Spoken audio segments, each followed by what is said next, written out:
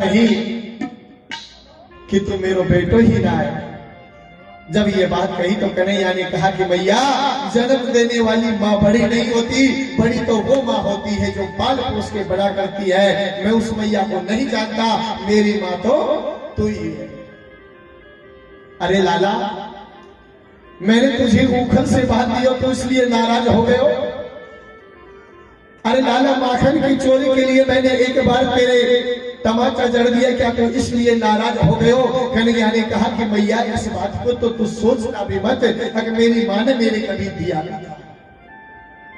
हे मैया, मैं तुझे विश्वास दिला रहा हूं, मैं आज गयो और परसों धनुष यज्ञ देखो और आज आ गयो। आज बड़े दुखित भाव से आज सभी वृंदावन वासियों ने भगवान को विदा किया। अक्रूर जी महाराज जब लेकर के जा रहे थे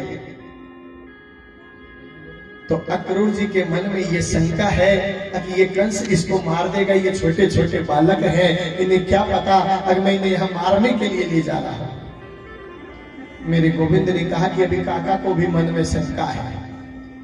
अक्रूर जी ने कहा कि कन्हैया तुम यहीं बैठो, मैं यमुना में डुबकी लगा के नहा लेता हूँ। सुबह हो गई, जैसे अक्रूर जी ने डुबकी लगाई तो जो झांकी, जो दृश्य बाहर है वो दृश्य अक्रूर जी को यमुना में अंदर दिखाई दिया।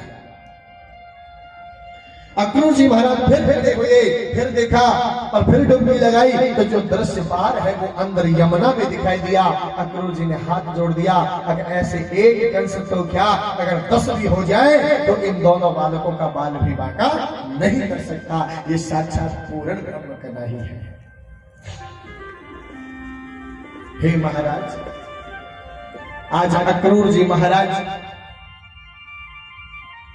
जैसे ही पहुंचे, कन्हैया को यमुना के बाहर एक यमुना बाग है उसमें रोक दिया। अक्रूर जी ने मामा कंस से कह दिया कि मैंने मेरा काम कर दिया, अब तू जाने, तेरा काम जाना।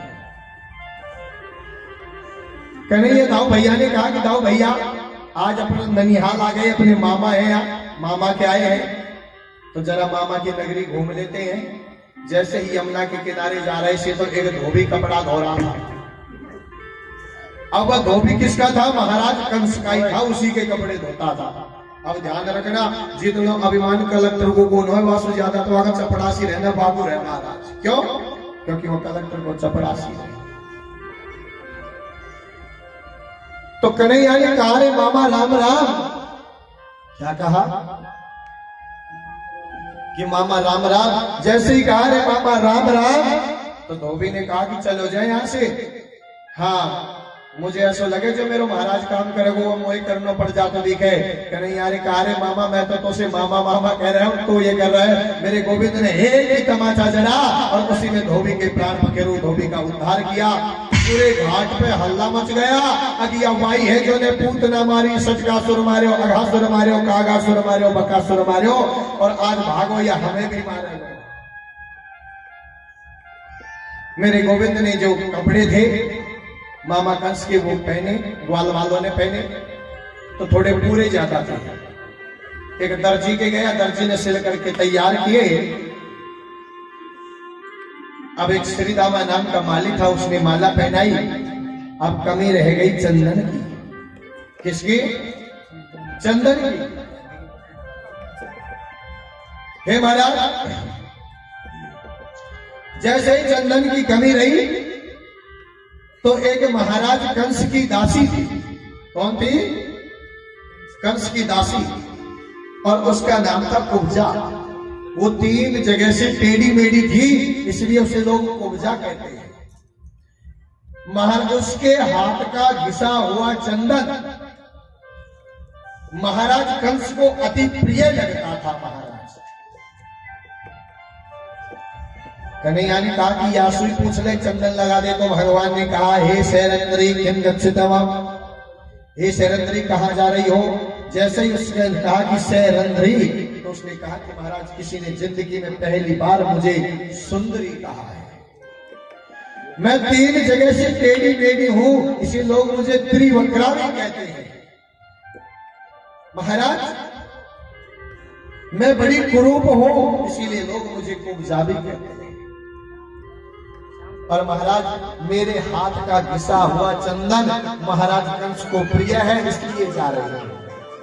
कन्हैया ने कहा कि हे सैरंद्री, अगर आप हमें भी लगा दो तो कैसा रहेगा?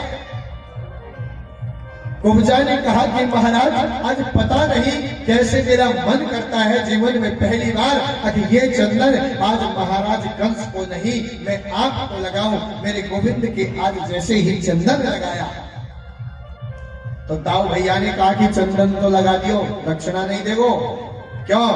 क्योंकि बावन से फ्री में तिलक नहीं निकलवाना चाहे तो ठीक है, जानो तुम सब जानो। इसलिए महाराज यहां कन्हैया से कहा कि इसे दक्षिणा तो दे दे। जैसे ही दक्षिणा की बारी आई तो मेरे गोविंद ने क्या किया, आज एक हाथ ऐसे थोड़ी पे रखा और एक पैर पे पैर रखा और कुब्जा को थोड़ा सा झटका दिया। कुब्जा को दिया एक झटका और कुब्जा हो गई सीधी सट। एक ही झटके में कुब्जा सीधी सट गया। हे महाराज, आज मेरा गोविंद जैसे ही धनुष यज्ञ में गया तो धनुष यज्ञ में जाकर के देखा कि धनुष है दूर दूर के बड़े बड़े राजा सुकुमार आए हुए हैं। क्योंकि जिस दिन महाराज कंस को यह धनुष दिया था उस दिन भगवान भोलेनाथ ने कहा था कि कंस, इस धनुष को नारायण के अलावा कोई तोड़ नहीं सकता, और समझ लेना जिसने ये धनुष तोड़ दिया वो तुम्हें फिर छोड़ नहीं सकता, वो तुम्हें छोड़ नहीं सकता। इसलिए आज महाराज कंस कि यहां धनुष ग्रह में जैसे ही आए और आकर के जब देखा मेरे गोविंद ने एक हाथ से धनुष उठाया, उसकी प्रतिज्ञा चढ़ाई और धनुष का भी आज मेरे गोविंद ने खंडन। जैसे ही धनुष का मेरे गोविंद ने आज खंडन किया है तो हे महाराज, परिणाम ये हुआ कि महाराज कंस डर गया। जैसे ही महाराज कंस को डर लगा, आज कंस के बड़े बड़े दो सेनापति थे, एक का नाम था चाणूर और दूसरी का नाम था मुष्टिक। ये चाणूर ऐसा था जो 1,00,000 आदमियों से अकेला लड़ लेता था, इतना बलशाली था।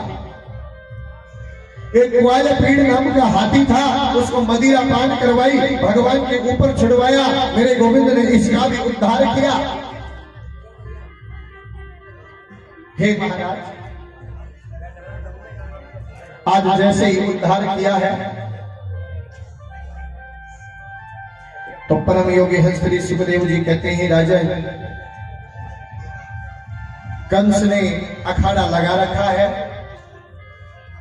मंच है, मंच के ऊपर माचा है, माचा के ऊपर सिंहासन है और सिंहासन के ऊपर स्वयं कंस विराजमान है।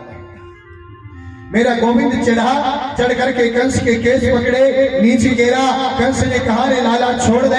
मेरे गोविंद ने कहा कि मामा तुझे पता ही आज चला कि बाल पकड़ने से भी दर्द होता है।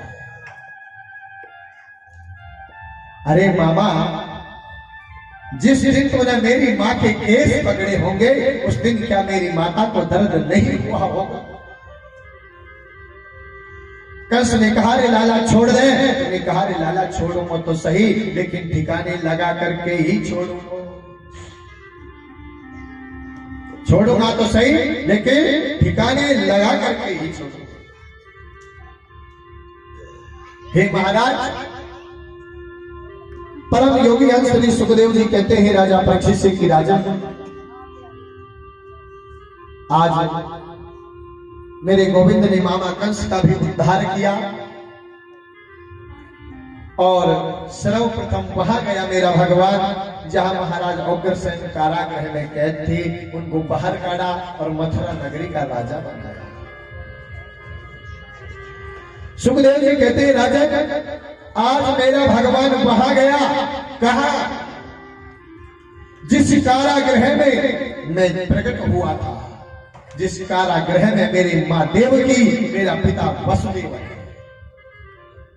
महाराज जैसे ही मेरे भगवान आज कारागृह में गए तो आज मेरे गोविंद की पूरी उम्र हो गई। कितनी उम्र हो गई? मेरे भगवान की कितनी उम्र हुई?